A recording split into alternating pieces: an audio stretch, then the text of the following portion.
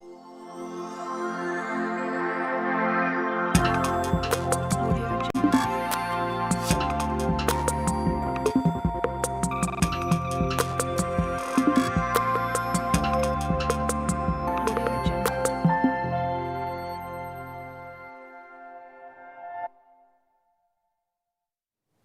вечер.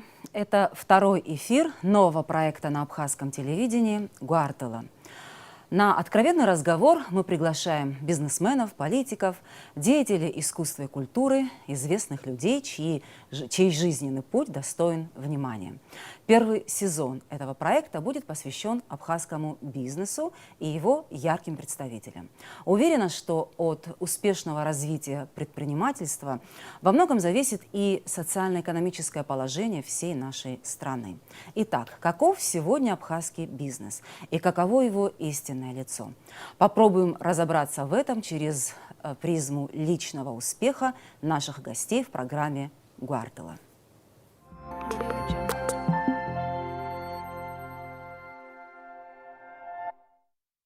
Итак, сегодня в гости к нам пожаловал молодой, но уже успешный бизнесмен, основатель уже многим полюбившегося магазина в городе Сухом «30 секунд» Денис Саманба. Денис, приветствую вас в нашей студии. Здравствуйте.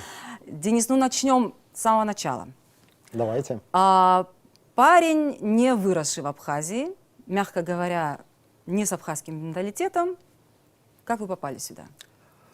Так сложились жизненные обстоятельства. О существовании Абхазии, по сути, я узнал в 20 лет. Так вышло.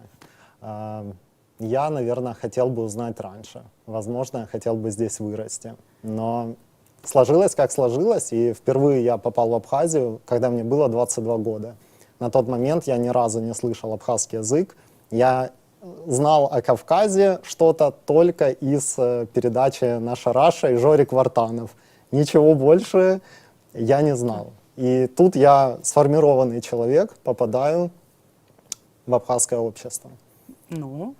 Это было очень странно. И для общества, и для меня. Несколько лет мы не могли подружиться и понять друг друга.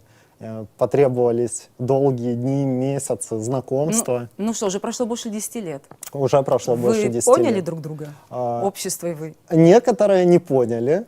Некоторые, наверное, никогда не поймем. Но в целом мы подружились. Я люблю Абхазию и, надеюсь, немалая часть Абхазии симпатизирует мне. Хорошо. А почему вы вообще решили заняться бизнесом? Что это такое было? Нужно было как-то содержать себя или еще что-то? За каждой... Если я не ошибаюсь, то как раз-таки в этот период, вот в 22 года, вы вот этим и занялись. Я начал заниматься этим через 2 года после переезда сюда. До этого были поиски себя, различные работы. Но за каждой интересной историей успеха, возможно, за каждой стоит какая-то отдельная история, что-то личное. И так как это откровенный разговор, здесь за этим стоит большая история любви. Ух ты! Да, об этом нигде. Вы, к тому же, еще романтик. Как интересно, то есть вы бизнесом занялись? Безусловно. За этим стоит история любви? Да, это неразрывно связано. В смысле? То есть быть бизнесменом это было круто, да? Нет, это не... Мне так сложились, опять же, обстоятельства, что у меня из-за очень такой темпераментной и интересной истории любви у меня было много внутри сил, огня, попыток, желания себя реализовать. То есть это была возможность реализации. И одно из... Чтобы направить куда-то эту огромную энергию, иногда и разрушающую себя, не только созидающую, я понял, что нужно попробовать реализовать одну из мечт. Хорошо, давайте сразу скажем, что ваш отец, известный человек в Абхазии, Гарри Харитонович, как-то вас все-таки подталкивал к чему-то, вот какой-то деятельности? Он подталкивал больше в сторону госработы, чтобы закончить институт, получить образование и постепенно... Нет, ни в коем случае. Он где-то начать работу и потихоньку, шаг же за шагом, кирпичик за кирпичиком к чему-то идти, расти. И неоднократно мне предлагал, на что я всегда так тихо, уклончиво увиливал от этого, с уважением относясь к этим советам, потому что все-таки я видел себя в чем-то другом. Я понимал, что мне есть что сказать. Хорошо, вы решили заняться бизнесом. С чего вы начали? Ох, там такая... Это какой год был? Это приблизительно 2000... Был 2012 год. Было у бренда и у, значит, такого стартапа 30 секунд 2 этапа. И они пришлись на 2013 и 2012 годы, потому что его 2012 был просто насыщенный событиями. Я начал это все. Я начал это все изначально вообще без денег. Я попросил просто у друзей пустые коробки из-под айфонов, из-под макбука. Взял, значит, 2 зарплаты на месте работы, где я работал наперед. Это было 2 по 15 тысяч.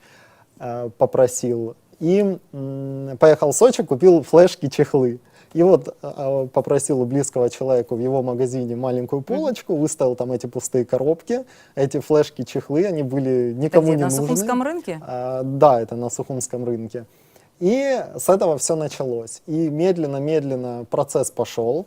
Но через 4 месяца, опять же, обстоятельства жизненные сложились так, что вынужден был все закрыть, распродать и уехать ненадолго из Абхазии. Но потом вы вернулись? Потом я вернулся без денег, без гаджетов, без доступа к интернету. У меня не было даже телефона, ну то есть была звонилка. И я долго думал, стоит ли пойти по вот тем стопам, когда уже так сложилось, вот не получилось. И вот стоит ли заходить в одну реку дважды. Но я был, наверное, уверен, что я понимаю это, что я знаю, что я могу предложить Абхазии, что я горел этим, горел идеей продавать технику и сделать такие условия, которых не было ни в Абхазии, ни вообще где-либо. Хорошо, почему именно это направление? Это какая-то вот ваша именно любовь к гаджетам? Я вырос в таких условиях, когда была дикая нехватка денег, я не мог себе позволить никакие гаджеты, и я всегда о них мечтал. Вот мне почему-то было близко там не машины, не что-то еще, а вот именно телефоны, ноутбуки. Я заходил в магазине, с восторгом на них смотрел, я мог часами... По ночам. То есть это не какой-то анализ был, да? Вот, каким именно направлением Нет, заняться? ни в коем случае. Я подумал, что бы я хотел больше всего в ниша жизни. была свободна? В этот Нет, ниша была занята. Был один магазин, такой крупный игрок. И когда уже все пошло, когда мы открылись, где-то через год-полтора, они прекратили бизнес из Абхазии и переехали в Крым, насколько я знаю, вести там бизнес. Вот. И... Это вы их выдавили отсюда? Я не знаю, у них нужно спросить. Хорошо, а как сейчас с конкуренцией? Конкуренция есть, и это очень хорошо. Я всегда считаю, что нет ничего хуже для конечного покупателя, чем монополия. Как только начинается монополия, меньше 2 игроков на рынке в любом деле, просто страдают люди. Я не хотел, чтобы страдали люди. А конкуренция порождает, всегда опускает цены ниже и повышает качество услуг. И из-за этого... Мне это нравится. Хорошо, в чем вот ваша фишка была? Вот почему все-таки у вас это получилось, и почему вы решили, что люди будут покупать именно у вас? Я любил, правда, технику, и мне захотелось показать людям, что технику можно любить, что это не просто что-то неодушевленное. И вот этот был такой, проскакивал месседж для клиентов. Это с одной стороны, а с другой стороны я подумал, а что вот мне очень не нравилось в магазинах России, что ты приходишь туда, и тебя начинают нагружать различными опциями. Заплати за обрезку карты, за создание аккаунта, за то, что мы тебе что-то закачаем. Я подумал, у нас, если человек приобретет технику, в течение года все будет бесплатно. Что угодно. Хотите закачать мультики, фильмы, музыку, что-то переустановить. То есть это гарантия на год? Да, в течение года, вот что хотите, попросите с вашим гаджетом, ноутбуком, фотоаппаратом, телефоном, мы все сделаем бесплатно. И люди оценили это, они поняли, что мы там не крохоборничаем. То есть именно после вот этого шага, да, вы свою клиентуру уже... Там был комплекс мер. Я раскручивал 30 секунд как мог. Все, что приходило в голову. Но опять же старался, чтобы это было все не заезжено, не банально, и чтобы это аудитория чувствовала обратную связь, что я их слышу. Понятно. У нас, безусловно, есть репортаж о деятельности вашего магазина. Сейчас предоставим слово нашему корреспонденту Арди Джапуа и вернемся к нашему разговору.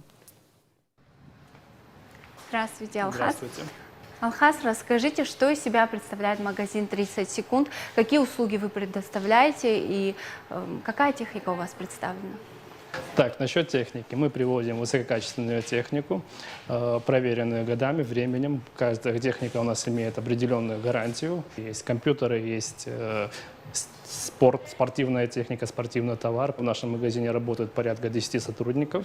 А какие услуги именно вы предоставляете? Ну, вы покупаете любое наше устройство, и мы настраиваем его. Это все делается бесплатно. В течение года мы полностью обслуживаем само устройство, помогаем настроить человеку телефон, MacBook, то есть неважно, что это такое, даже велики собираем, такое также есть у нас. Здесь действительно представлен большой ассортимент техники и аксессуаров. Наибольшим спросом, конечно, пользуются смартфоны.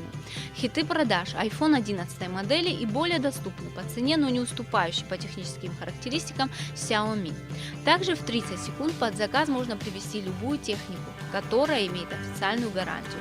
Привлекает магазин клиентов безупречным сервисом и интересным маркетинговым подходом. Для всех покупателей очень важна цена. У нас существует акция на самую низкую цену по Абхазии. То есть, если даже вы где-то увидите дешевле устройство, чем у нас, то вы можете обратиться к нам, и мы продадим вам это устройство еще дешевле, чем там, где вы увидели. 30 секунд изначально создавался как онлайн-магазин. Однако из-за ряда трудностей магазин пришлось закрыть.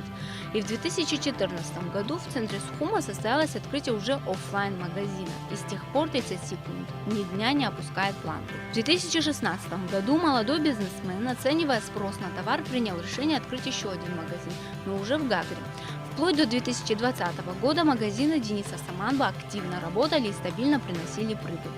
Однако пришедший следом, после длительного периода карантина и самоизоляции, кризис в экономике внес свои коррективы в работу сети магазинов. Да, в период пандемии наш филиал, магазин, который находится в Гаграх, работает только в онлайн-режиме на доставку. Счет объема продаж, да, они сократились. Но сейчас уже в настоящий момент мы привозим товары, но за одним исключением мы их привозим с задержкой 10-15 дней. Руководство магазина неоднократно поддерживало социальные проекты. По сей день занимается благотворительностью, сотрудничает с культурно-благотворительным фондом Ашана и благотворительным фондом Киарас. Особое внимание в своей работе 30 секунд уделяет общению с клиентами. Для этого созданы страницы в социальных сетях. Систематически на этих страницах устраивают различные розыгрыши, которые пользуются большой популярностью.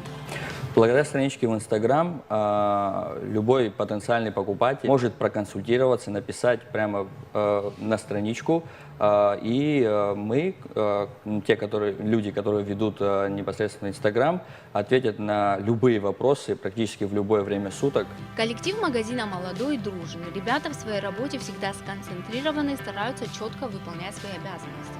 От исполнения своих обязанностей их не отвлек и приезд нашей съемочной группы. Творческий подход, скрупулезное отношение к мелочам, доброжелательность – это основные принципы работы с клиентами, которые изначально заложил основатель магазина. Несомненно, клиентоориентированность на современном рынке – это залог успеха. И мы можем сказать, коллектив 30 секунд в этом преуспел. Ну что, сразу вопрос, почему 30 секунд? А можно я такую свою маленькую поправочку внесу к этому материалу? Материал замечательный вышел, но прозвучало очень много Денис Саманба, значит, первооткрыватель и все такое, но все-таки за 30 секунд стояли люди, мои друзья, мои близкие, которые меня поддерживали, и без них ничего бы не было, это безусловно. То есть он бы просто на каком-то этапе зачах. И, конечно, сам магазин помог мне обзавестись такими людьми. Плюс помощь моральная моей семьи. Это все супер важно, и это сыграло огромную роль. Вот этим всем людям я говорю спасибо. Хорошо. Тогда вот в репортаже прозвучали такие слова, что вот с какого-то там периода магазин 30 секунд ни разу ни один день не опускал свою планку. Конечно, Вообще, пусть- каково это? Нет, Не конечно, опускать планку, ни один день держать эту всегда высокую планку? Или так ли все это безоблачно? Нет, конечно, не безоблачно. Были различные проблемы, были различные косяки с нашей стороны. Нужно быть глупцом, чтобы просто бить себя в грудь и говорить, вот, мы молодцы, мы идеальны. Конечно, были проблемы, самые разные. И мы с ними боролись. И мы были всегда за клиентов. И люди это чувствовали. Не все оценивали это. Кому-то нужен был отдельный подход. Кто-то нам не верил. Но с годами не верить стало очень сложно, потому что наша техника была там практически в каждой второй семье, наверное, в стране. Понятно. Почему 30 секунд? Вы не ответили. С удовольствием отвечу. Есть такая группа «30 секунд до Марса». Ага. Мне нравятся не только их песни, я их, по сути, уже достаточно давно слушаю, очень мало. Но мне нравились и нравятся сейчас, надеюсь, будут всегда, их взгляды на жизнь. У них они потрясающие, они пропагандируют свободу самовыражения, то, что не нужно осуждать человека, то, что нужно поддержать более слабого. То есть такие, знаете, базовые общечеловеческие ценности. Когда я приехал в Абхазию, я ощутил недостаток вот этого. Я ощутил, что общество, оно здесь очень сильное. И если ты пытаешься быть одним индивидом, если ты, допустим, где-то совершил ошибку, самую мелкую или большую, то общество может тебя просто уничтожить. И это не есть хорошо. Я думаю, с этим стоит бороться. Я думаю, стоит быть все-таки сплоченнее. И именно взгляды этой группы я решил, так сказать, внести в название. Мгм. А то, что общество может уничтожить, это вы именно уже, будучи в Абхазии, вы поняли? Ну, это, наверное, в каждой стране, особенно в каких-то небольших странах и в маленьких городках, где все друг друга знают, и очень важно общественное мнение. И, конечно, такая проблема здесь есть. Ну хорошо, раз уж мы заговорили об этом, Давайте. вот впервые вы попали в Абхазию, вы сказали, в 22 Да. года. Ну, уже, в принципе, сформировавшийся человек. Что вот больше всего вас поразило все-таки? Вначале меня поразило, какие все дружные люди, какие все гостеприимные. Но со временем я понял, есть подводные камни. И одно из того, что меня поразило со знаком минус, к чему я точно никогда не привыкну, чего не будет в моей жизни, это традиция оплачивать, записывать деньги на свадьбах. Она коробит мое сердце. А так, больше нигде этого не существует? Возможно, существует. И я считаю, я не уверен, что так должно быть. Для нас это такой само собой разумеющаяся вещь. Я не думаю, что в Абхазии так было всегда. Я думаю, это что-то приобретенное, и в Абхазии есть замечательные традиции. Но некоторые себя изжили, а некоторые очень сложно объяснить. Например, эту традицию я не могу себе объяснить, мне ее не смогли объяснить. Я считаю, если вы хотите сделать внимание близким людям или далеким людям, если вы приглашены на свадьбу, если вы хотите, сделайте. Если есть возможность, сделайте. Если у вас не получается, не делайте. В свою очередь, не нужно, если у вас нет возможностей, залезать в гигантские долги, в кредиты и пытаться прыгнуть выше головы, играть какую-то шикарнейшую свадьбу. Нужно все делать, стараться по средствам и подключать логику, делать все это как-то... Понятно. Но если вернемся Давайте. к вашему бизнесу, Денис, все-таки что он вам дал? Он мне дал огромную такой... Но он содержит вас. Он содержит Начнем с меня, этого. да. Все-таки содержит В вас. 2020 году очень плохо содержит, но пока содержит. И не знаю, сколько это продлится. Если... Но это вы о всеобщей проблеме, Да, правда да, же? да. Кризиса. Я сочувствую всем, кто пострадал. Наверное, так или иначе, каждый из нас пострадал. Но главное, что он мне дал почву для реализации дальнейших каких-то задумок. И он окружил меня людьми, с которыми вряд ли бы я познакомился, если бы не это. Я приобрел в своей жизни очень много замечательных, душевных, творческих людей благодаря этому проекту. То есть вы хотите сказать, что бизнес и зарабатывание денег – это не самоцель для вас? Конечно, если бы люди увидели, что для меня самоцель заработок денег, то 30 секунд не превратился бы в свое время во что-то гораздо большее, чем магазин техники. Это был такой что-то, знаете, новый образ мышления такой. Хорошо. если можно Денис, сказать. ну вот каков был вот ваш путь? Или, как говорят, вот какова ваша кредитная история? Да? Деньги. Наверное, вы про них хотите спросить. А, Я хочу спросить про то, вообще возможно ли сегодня, вот вы говорили, что у вас, вот вы там 2 зарплаты, это самое собрали, заняли там деньги, то есть возможно ли вот сегодня в Абхазии без кредита, без начального капитала, без связи, без спины вообще создать свой бизнес, и чтобы он еще был успешным? Вы за 10 секунд подняли столько моментов, на которые мне по-хорошему надо отвечать час. Но скажу так, без спины это вообще невозможно, наверное, ничего практически. Если что-то большое невозможно, мы будем реалистами. То есть какая-то поддержка, конечно же, должна быть, но если у абхазов поддержка есть, это наша фамилия, то у других наций в Абхазии гораздо сложнее. Если нет поддержки абхазов, к сожалению, очень сложно что-то построить. Но респект, уважение тем, кто борется с этим, у кого это получается. Что касается меня, половина Абхазии была уверена до сих пор, что магазин построил мой отец. Мой отец построил много хороших вещей в жизни, например, замечательный дом у нас в деревне, но не этот магазин, он к этому не имеет отношения, он всегда меня поддерживал морально, был за меня. Хотя некоторые мои идеи, моменты ему очень тяжело давались понять и принять, но со временем мы понимали друг друга. Вот. А касаемо... Кредиты брали? Кредиты. Я не брал кредитов вплоть до момента, когда через месяц уже мне нужно было открывать магазин на проспекте. Все деньги, все, что было наторговано к тому моменту, все ушло на стройку, на ремонт этого помещения, которое мы брали и берем в аренду. И стал выбор между у меня вот эти на остатки денег, то есть закончить ремонт, не доделать его, как-то вот все оставить просто. И у меня бы были деньги на технику, хоть какую-то. Или все деньги вложить в ремонт, еще где-то занять, вложить в ремонт, сделать ремонт мечты такой, можно сказать. И, опять же, где-то еще занимать на технику. Я пытался это все сделать через банк. Если ты приходишь в банк, ты молодой предприниматель, у тебя нет гигантских за тобой людей, помещений и так далее, ты, конечно, никому не нужен, тебе не дадут никаких денег, даже если у тебя супер гениальный стартап. Это вообще так не работает у нас. Ну, возможно, это не работает и в России, но там, наверное, чуть-чуть проще все же.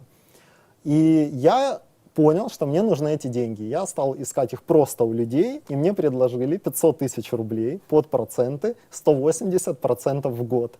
В итоге через близких мы смогли договориться о том, чтобы их взять под 120% в год.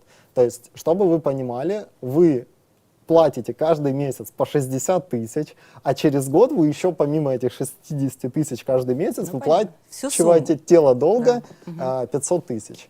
И мне некоторые близкие люди сказали: ты что, сумасшедший? Там было другое слово. Зачем это тебе надо? Мы за тебя твои долги платить не будем. Конечно, это обидно было слышать, потому что был уверен в своих, так сказать, расчетах. Ну, я понимал, что... Уверенный в себе человек. Но не без этого. Без этого очень сложно начать чем-то заниматься, наверное. Это должно быть в каждом из нас, это нужно развивать. Потому что если такое будет, что отвернутся все, то куда же вот без уверенности в себе? Ну и суть в том, я взял эти деньги, эти проценты связали по рукам и ногам, но мы выбрались, магазин выплыл, мы все отдали и дальше продолжили работу. И уже в дальнейшем были сотрудничества там с банками, занятия более гуманными способами денег. Так, тогда суммируя все сказанное вами, Давайте. тогда все-таки без какой-то помощи это невозможно, правда же? Без какого-то капитала или должен быть кредит? Должна быть, во-первых, идея, должно быть желание. И если это есть, То есть это важнее. это самое кредиты и главное. капитал. Кредит и капитал есть у многих людей, но далеко, очень редко они превращаются в какие-то интересные проекты. Если даже кто-то вкладывает во что-то большие деньги, если нет идеи, если нет горящих глаз за этим, то эти проекты прогорают. Вот я к как раз и сожалению. хотела спросить, сколько людей, да, вот вы были уверены в себе и под такой процент брали кредит, а сколько людей на этом, ну, так сказать, погорело, да? Ну, очень Даже много. более уверенных в себе, чем вы, я так предполагаю. Да, это То был есть- риск. То есть риск, но он оправдался, и вы считаете это потому, что за этим стояла идея, ваши горящие глаза, Да, горящее конечно. сердце. Да, то есть, когда кто-то, возможно, бы в какие-то сложные моменты там остался, сказал, да нет, не стоит дальше делать, или там спал бы тихо, значит, дома в Сухуми, я смотрел бы фильм или общался с девушкой, я бывало ночами ехал в Сочи за товаром и бегал с тачками по Сочи, там что-то перевозил. И я вот был такой, как челнок несколько лет, я просто ездил постоянно в Сочи обратно, на попутках, маршрутках, всем, чем хочешь. Вот. Было много всего. Понятно. Друзья, я напоминаю, что мы в прямом эфире, и мы в прямом эфире на нашей страничке в Фейсбуке, поэтому вы можете оставлять комментарии. Если есть какие-то вопросы, то интересные вопросы редактора нам подскажут, если есть вопросы к Денису. Денис, а есть другая сторона вашей жизни, совершенно другая сторона, и, насколько я понимаю, вот на данный момент это такая вот движущая сила в вашей жизни. Но что это, мы сейчас узнаем в следующем репортаже. Опять слово Арди дадим. Про Дениса нельзя сказать, что он с детства любил спорт. Более того, в школьные годы он был освобожден от физкультуры. К спорту Денис пришел уже в осознанном возрасте и после того, как переехал жить в Абхазию. Он пару раз взял велосипед на прокат и осознал, что ему нравится колесить. С тех пор Денис достаточно серьезно увлекся велоспортом. Участвовал в многочисленных абхазских одиночных веломарафонах. И именно они подвели его к невероятной идее. В 2016 году впервые в истории Абхазии был совершен одиночный веломарафон Сухум-Москва. Этот марафон дался спортсмену нелегко. По его признанию, он стал первым по-настоящему сложным испытанием на спортивном пути Дениса. Сегодня 6-й день, позади 5 дней лютой жути. Когда был где-то между этим миром и каким-то другим, когда отнимались части тела. Еще с 2016 года Денис увлекался бегом и стал участвовать в спортивных состязаниях, организованных группой «Спорт-Апсна». Участвовал в небольших любительских забегах, посвященных популяризации спорта в Абхазии. В итоге все это подвело к тому, что в начале 2019 года Денис решил профессионально заниматься спортом с личным тренером из России. Серьезный первый международный марафон, в котором Денис участвовал как профессиональный спортсмен, состоялся в мае 2019 года. Назывался «Эльтон 100 километров». Спортсмены должны были преодолеть дистанцию, которая пролегала через полупустыню. За время забега у Дениса обгорели руки, организм был обезвожен. Но несмотря на все испытания, он занимает в марафоне 2-е место, уступая победу сильнейшему бегуну. Второй международный марафон Дениса прошел в Абхазии в сентябре 2019 года. Забег в 65 километров проходил в горах. Участвовало в забеге 34 спортсмена. По итогам забега Денис занял 7-е место. Самым удивительным по дистанции и по показателям для Дениса стал большой международный марафон Mad Fox Ultra в декабре 2019 года. Это знаменитая дистанция Вальхалла 100 миль или 160 миль.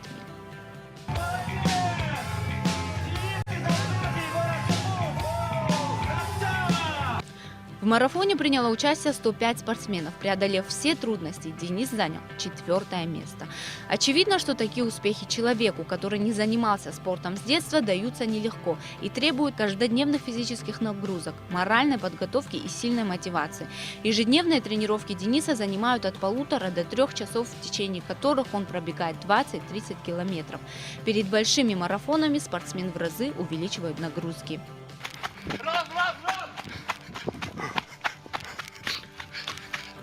Дениса в ближайшем будущем ждет очередная ступень в карьере профессионального спортсмена. Первый в истории России ультрамарафон, который станет одним из этапов мирового тура по трейл-раннингу.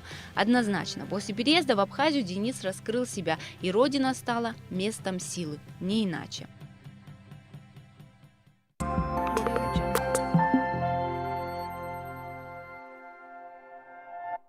Ну что, Денис, в 31 год, если я не ошибаюсь, да, мало кто может принять решение стать спортсменом, профессиональным спортсменом. Что это все-таки было? Вам нужны были такие вот осязаемые победы, да, где такой вот вам вручает тот этот самый осязаемый кубок? Мне всегда нравилось, я начну немножко издалека, ломать штампы и стереотипы, идти каким-то своим путем. И, например, всем нам известно, что если идти в спорт, то ты должен начинать заниматься с 15 лет, ну, в крайнем случае с 18, если ты какой-то суперталант, с 20. Мне было 31, а я, опять же, как тогда, в 24, я подумал, чего я больше всего хочу в жизни. Я подумал, что я хочу попробовать силы в беге. Что будет, если я отдам всего себя бегу? Вот зайду очень далеко. Если я буду просто аскетом в течение года, грубо говоря, уберу все из своей жизни и буду только тренироваться. И смогу ли я выйти на уровень людей, которые занимались этим с детства или нет? Я не знал ответа, мне было очень интересно. И у меня получилось что-то, и уже в ходе аппетит пришел во время еды. То есть и это был опять-таки такой вызов, да? Это был вызов, да, безусловно. И мне очень нравится спорт в любом проявлении, даже, не знаю, быть уборщиком в раздевалке, там, грубо говоря, какой-то команды по водному полу. Денис, знаете, я тоже очень Мне- люблю мне- спорт, мне но это близко. я люблю его сидя на диване, вот вам честно скажу. Очень люблю спортивные программы смотреть, но я не знаю, что меня даже там в 20 или в 30 лет могло бы подвигнуть встать Ну, с этого дивана еще. как насчет сделать что-то, что не удавалось никому в истории Абхазии? Ни жителям Абхазии, ни местным русским. Немножко подкорректировать, переписать. Вот. Такие амбициозные планы. Понятно. Какой ваш такой самый дорогой трофей? Ну, О. у вас уже так нехилые были такие забеги.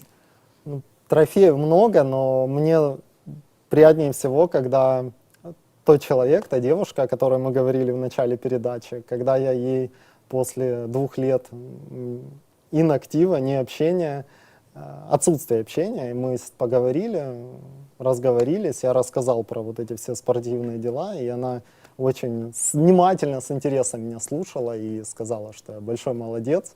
Вот. Это был главный трофей, это было очень грело сердечко. Денис, ну, оказывается, все банально тогда. Движущая сила, оказывается, любовь все-таки. Ну, возможно, да, кто знает. Одна из точная. Ну, безусловно, другие силы тоже есть. Вот, например, когда я сюда приехал... Все-таки, чтобы чего-то достигать такого, вот такого, это надо быть романтиком. Нет, не обязательно. Нужно быть очень таким идейным человеком, очень упертым. Без этого точно никуда. И вот помимо чего-то такого приятного, романтического, были, в принципе, сугубо рациональные идеи, например, популяризация спорта в Абхазии, то, что в Абхазии очень слабо развит спорт, хотя в Союзе Абхазия гремела в спорте, здесь проводилось много всего. И когда То есть традиции есть. Конечно, традиции. огромные, и мне очень захотелось внести свою лепту в это. Денис, ну вы, вот путешествие — это отдельная веха в вашей жизни. Вот если я не ошибаюсь, автостопом до Дальнего Востока дошли. Дальше от Сухума с до Дальнего Москвы. Востока, значит, в Москву. Так, а еще от Сухума до Москвы на велосипеде. Да. Скажите, пожалуйста, а вот вы все это проколесили, проездили, пробежали. Каков наш мир? Наш мир в 2020-м немножко не такой, каким хотелось бы его видеть. В мире много жестокости, и это грустно. И мне хотелось бы, чтобы было немножко больше тепла и понимания, и меньше, опять же, осуждения. Хорошо, а где вам хорошо? Мне хорошо там, где близкие люди, хоть это Антарктида, хоть что. Вот, например, инсайт такой, здесь же снова-таки откровенный разговор. Как-то говорил со своим братом, и мы говорили, вот, кто бы что хотел. Я говорю, да я бы променял все, вот это там, бизнес и так далее, на, грубо говоря, какую-то маленькую квартирку в Урюпинске, просто быть там с близким человеком, жить и чувствовать себя комфортно. вот это ощущение комфорта, оно важнее, чем когда у тебя там все есть, ну, кроме этого, грубо говоря. Тогда зачем все? Так, тогда такой вопрос. А вы себя все-таки уже ощущаете частью Абхазии? Конечно, ощущаю, но мне приятнее ощущать себя частью мира, частью земли. Я не большой-то любитель делить людей на национальности, на какие-то уточнять территориальную целостность. Я за то, чтобы люди были людьми и пытаться просто продвинуть что-то общее человеческое, какие-то базовые понятия. Денис, но занятие спортом — это, конечно, трудоемкое занятие, то есть он там, это время, это силы. Как вы это Очень много времени. Да, как вы это все совмещаете, как это все можно совместить с бизнесом? Это сложно совмещать, и в какой-то момент, конечно, тебе нужно выбирать, чем ты будешь жертвовать. Где ты будешь плох, слаб, а где ты будешь хорош. Куда направить все свои силы. Потому что если ты не направишь все свои силы, то у тебя ничего не получится. Ты не сможешь зайти далеко. И вот если в какой-то момент я все свои силы направлял непосредственно в проект 30 секунд, в какой-то момент я понял, что я себя изжил. Я понял, что я мешает мое имя, может быть, мешает тем людям, которые развивают этот проект, которые его любят, мои близкие люди. И я решил чуть-чуть отдалиться, и я ушел с головой в спорт. Понятно. Денис, есть еще одна грань вашей личности, вот, которую мы сейчас вот раскроем. Давайте. О чем именно? У нас есть такое коротенькое видео. Так, что это?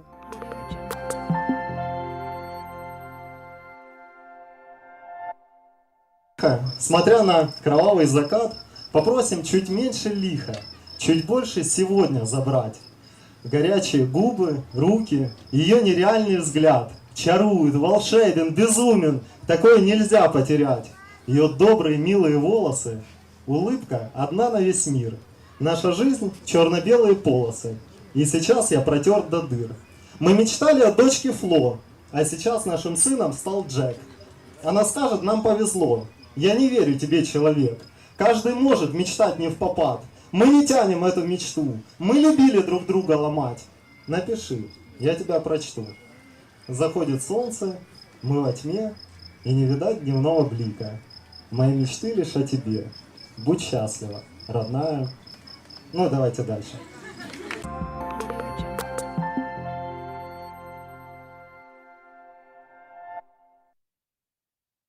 Денис, ну вы не только декламируете стихи, вы их пишете. Да, я считаю, немного пошло читать другие стихи других поэтов, когда ты можешь попробовать написать сам. Я всегда считаю, лучше плохой стих свой. Почему пошло? Когда ты можешь, когда у тебя есть какой-то вот дар. Когда ты не можешь, конечно, это здорово читать, но то есть я всегда лучше пусть человек прочтет свои, но плохие стихи, чем очень хорошие, но не свои. То есть очень многие стесняются, а я считаю, не нужно, нужно пробовать.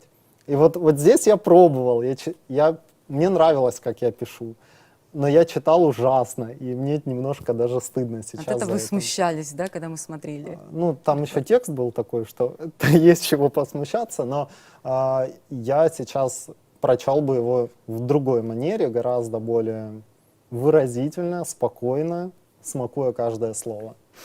Денис, есть у вас какие-то еще планы, что-то вот, не знаю, я вот смотрю, какой вы человек, может, вы опять хотите что-то кардинально поменять? Я хочу кардинально поменять, без этого никак. Я не смогу бегать всю жизнь. Я последние 3 года искал какой-то большой проект, что-то жутко амбициозное и полезное для страны. И я не мог это найти. И мою жизнь, ну, у меня было много мыслей, очень много, вот что я могу сделать для страны, которая меня приютила, которая мне дала все. И, к счастью, мои пути пересеклись с людьми, у которых созрел один грандиозный проект, который призван вообще изменить очень многое в Абхазии. Ну, вы не будете раскрывать, хорошо, мы желаем вам успеха. Все-таки наша передача о бизнесе, о бизнесменах. Давайте немного вернемся, мы уже скоро заканчиваем нашу программу. Что такое все-таки для вас бизнес по-абхазски? Каковы основные проблемы предпринимательства в Абхазии, на ваш взгляд?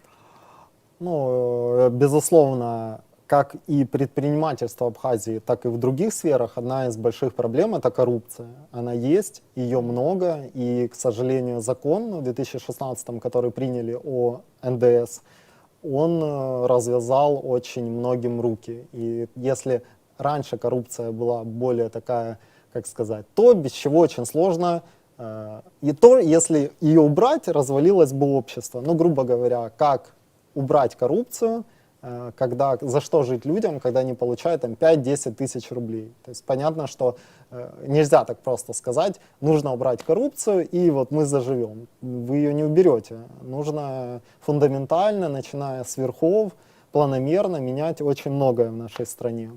Но это А снизов? Ничего менять не надо? Снизов также надо, но все-таки ключ ко всему — это сплоченная команда единомышленников, которые приходят во власть и своим примером показывают, как можно изменить устоявшиеся, значит, вот такие схемы в позитивную сторону, но опять же для этого нужно провести большую работу и начать просто элементарно с подъема зарплат. То есть нельзя говорить, мы уберем... С чего их поднимать? Думать. Это легко так сказать, поднимите зарплаты. Вот поэтому я не политик. Понятно.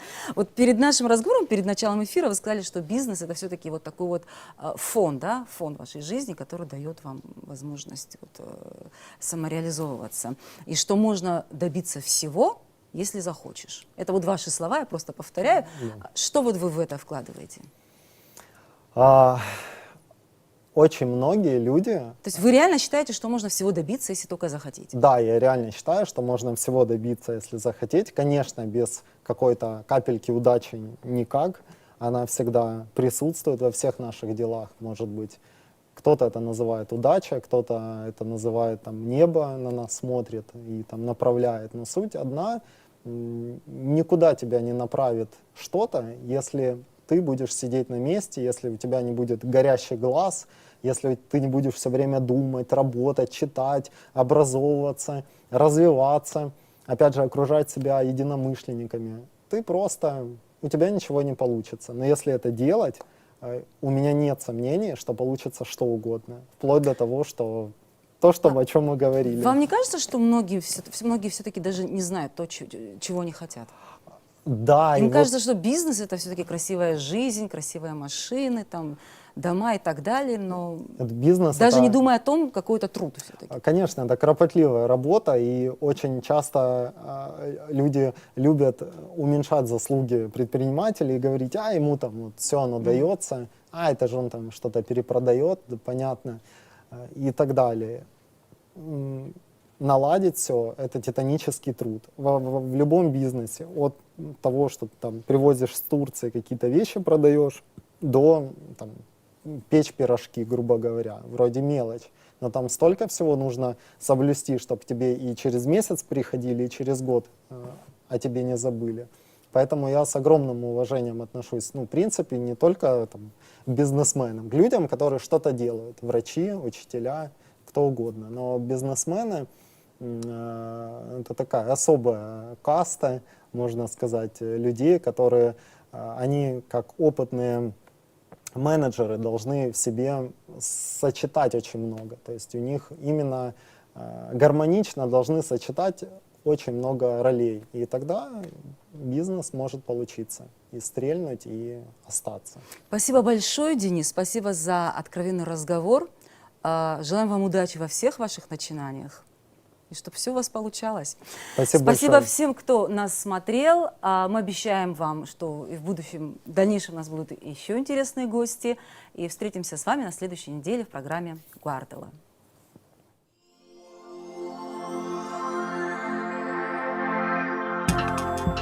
Audio Jungle.